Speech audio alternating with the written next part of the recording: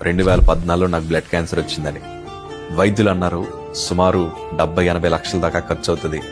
ఈ మాట చెప్పగానే ఒకరోజు ఒక క్రిస్టియన్ ఛానల్ వాళ్ళు నా దగ్గరికి వచ్చి, అయ్యా నీకు ధనం రావాలంటే ఒక వీడియో చేయాలన్నారు. ఆ వీడియో చేస్తున్నప్పుడు నా మనసు ఎలా అయిపోయిందంటే చాలా దుఃఖం చేత నింపబడింది. ఎందుకంటే నా గత జీవితంలో చాలా హుందాగా బ్రతికాను.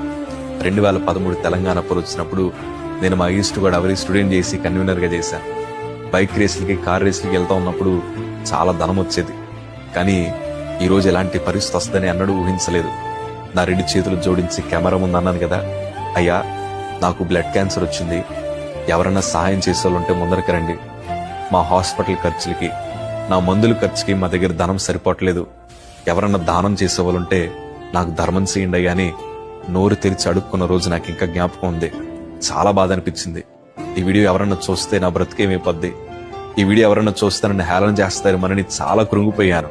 కానీ గొప్ప విషయం ఏంటి తెలుసా, ఆ వీడియో రిలీజ్ అవ్వక ముందే నా ప్రభు మా కోసం నూతన ద్వారాలు తెరిచాడు. మా తల్లి ప్రార్థించింది, అయ్యా మేము మనుషుల దగ్గర చేతులు చాపే కన్నా నీ దగ్గర చేతులు చాపుతున్నామయ్యా, మాకు నూతన కార్యములు జరిగించు ప్రభు అని మా తల్లి ప్రార్థించింది.